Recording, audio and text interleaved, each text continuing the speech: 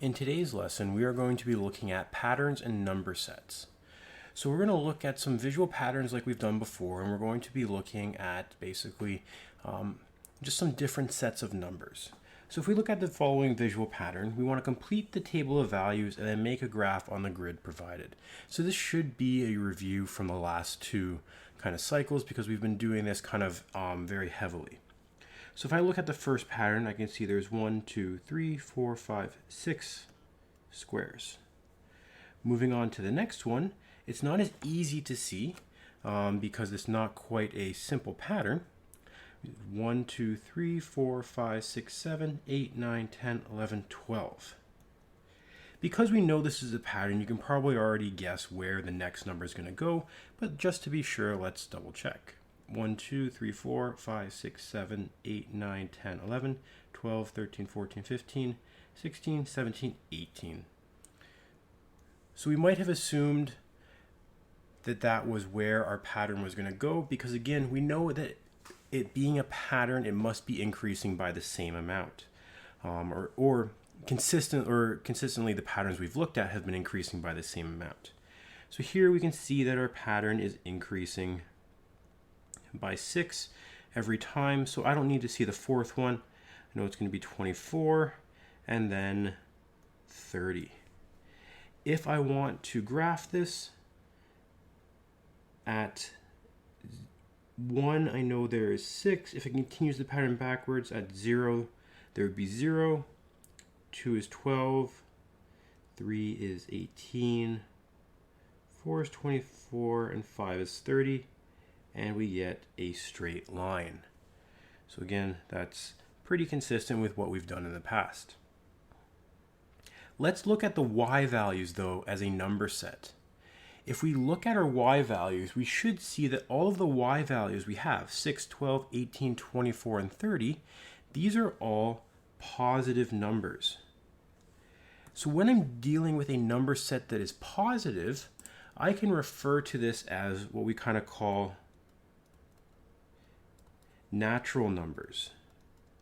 And natural numbers are any numbers that are considered positive numbers. If we include position 0, the number of squares would also be 0, basically that's what we're referring to. If by including 0 into our set, we get a larger number set called whole numbers. So any positive number is considered a natural number. When we add in the number 0, we get a set of numbers called whole numbers. And if we think about how big is the family of whole numbers? Well, think of the largest whole number that you have. Think of the largest positive number that you can think of. Right? And you might think, well, this goes on to infinity. Right? Every time I can think of a large whole number, I could probably think of one larger than that just by adding one on. So the number of, or the size of whole numbers is infinite. So there is an infinity, or the size or how big they are, the family is, it's infinity, or it's infinite. Infinite's probably a better choice. If we were to continue this pattern forever, what would you expect the number of tiles to grow to? Well, if it was to continue on forever, it would keep on increasing by 6 and keep on increasing to infinity. So our pattern, or the number of tiles, will grow to infinity. Let's look at another pattern. So here we're just given the table of values. Let's kind of go work through and recognize the pattern to fill out the rest of the table and then graph it. So again, we should be recognizing that if I want to find what the pattern is, I want to see what it's increasing by or decreasing by in some cases. In this case, we're decreasing or subtracting 15 every time. So that pattern is going to continue to negative 30 and negative 45. If I wanted to graph this, I know 1 is 30, 2 is 15, 3 is 0, 4 is negative 15, and 5 5 is negative 30, and 6 is negative 45. Again, we have a straight line. If I wanted to go back to 0, I could probably reverse the pattern and figure that out. However, there's not a spot for it on the graph, which is okay. So what do we notice about the y values, or the set of values or numbers in our y column? And what we should recognize now is that we have positive and negative numbers. So when we have positive numbers with a 0 and negative numbers, we have a larger set, or a larger number set, which we call integers. So we've touched on this before in the last unit when we touched on working with integers, where we looked at working with positive and negative numbers. So the integers basically refers to a number set including all positive, negative numbers, and 0. How big is the integer family of numbers? Well, you can think back, okay, what's the largest or largest negative and largest positive number? I can't think of one, but I know that if I think of one, I can just add 1 to it, and there's instantly another set or another number. Add 1 to that one, there's another number, and so on. It's the same thing as before, where it's infinite. The number family, or integers, or the number of integers, is infinite. If we were to continue this pattern forever, where would we expect the y values to go? So if we were to continue this pattern and keep on going, 7, position 7, 8, 9, 10, so on, where would we expect the y values to go? In this case, we would still expect them to go to infinity, but not in the positive direction, in the negative direction. So we would refer to it as negative infinity. But it's the same idea. It basically continues on forever. Moving on to example 3. Here we have a table that was already filled out for us, and we want to graph the relationship on the grid. So at negative 3, we're at 27. At negative 2, we're at 9. At negative 1, we're at 3. At 0, we're at 1. 1, we're at a third. 2, we're at 1/9, 1/27, and so on. So the graph is going to look something like that, where it's decreasing. It's not at a constant rate, because we should be recognizing the pattern. We're not adding or subtracting, but we're actually dividing by 3 every time. So this is not quite a linear pattern, and we can definitely tell from the graph and also from the table. So it's not a linear pattern, but it is decreasing. So what do we notice about the y values in the table? Well, we could say they're being divided by 3. Could say that we're including fractions. So we have whole numbers and fractions.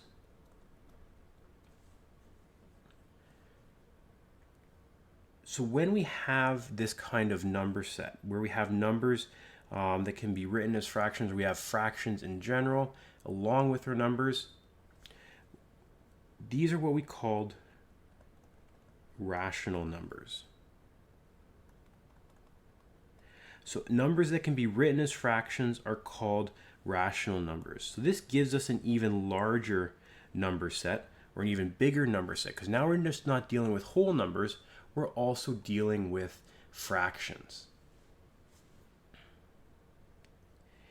If you were to continue this pattern forever, what would you expect the y values to get close to? So you might have to actually look and see what these fractions actually work out to as a decimal. But if we keep on dividing by 3, you might realize that we're getting closer and closer to a value, but we're not actually getting there. We'll talk a bit about that later, but the idea is that the y values get closer and closer to 0. Right? If I take 1/27 and divide it by 3, it gets smaller. It's not quite 0, but it's close. If I take that value, divide it by 3, it gets closer to 0, or it gets smaller, but it's not quite 0. You could also think of it as taking a third of something, or it might be easier to visualize as taking half of something. If I divide something by half, and then by half again, and then by half again, and so on and so on and so on, I'm not getting rid of it. I'm going to have a very, very, very small piece, but I'm still going to have a piece. So the idea is, in this pattern, we're getting closer and closer to 0, but we're not ever going to reach it. We're going to get very, very close, or we're going to get a number that's so small that it's practically 0, but we're never going to quite get to 0. In our next example, we're going to look at something similar to, or in reference to carbon dating. So radioactive substances go through a half-life or decay process. The element carbon and its isotope, carbon-14, basically just another arrangement of the carbon atom, can be used to determine how old fossils are, since radioactive elements decay at a predictable rate, which we call a half-life. So carbon-14 has a half-life of approximately 6,000 years. This means that if you take a sample of C14 or carbon-14 atoms, half of them will decay every 6,000 years. So basically you're losing half the amount every 6,000 years. In the following example, we start with 1,200 grams of carbon-14 in a sample, and we're going to basically continue the next couple rows to represent how much is remaining after each half-life. And then we're going to graph that on the grid. So if I look at this, I start off with 12,000 or 1,200 grams. After 6,000 years, that decreases by half. I get to 600. After another 6,000 years, that decreases by half again.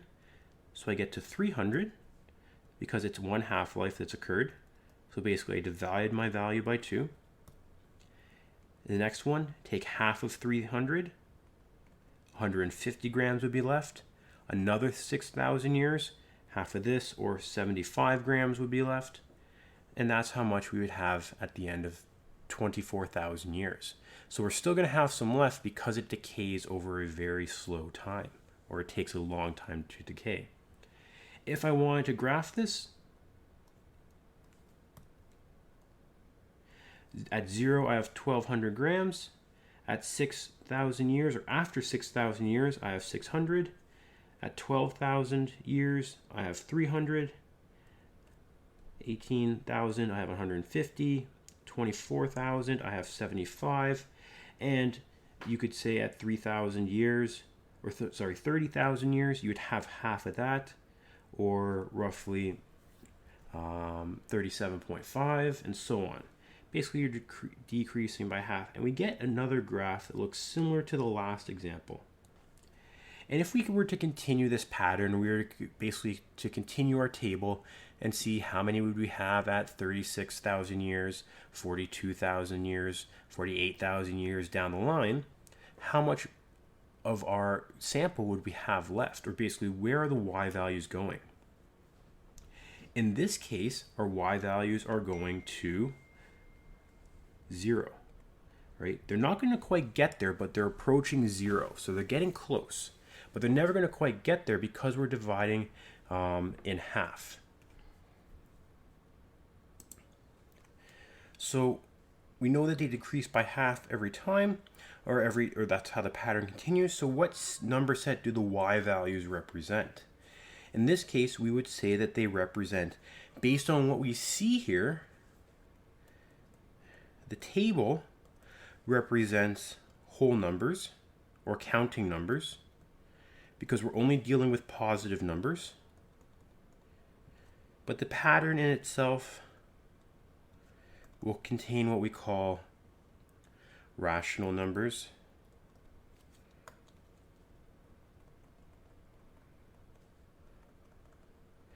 Right, because if we continue this pattern, we're going to keep getting half of a half, so we're going to get fractions or numbers that can be written as fractions. So again, it just kind of depends on specifically what it's referring to. Our table is whole numbers. The pattern itself will contain rational numbers because we're getting fractions. And again, we've done a lot of examples like this before. This is just kind of a warm-up or a small little investigation or lesson to get us just familiar with the different sets or the different types of numbers that we work with or that we see on a daily basis.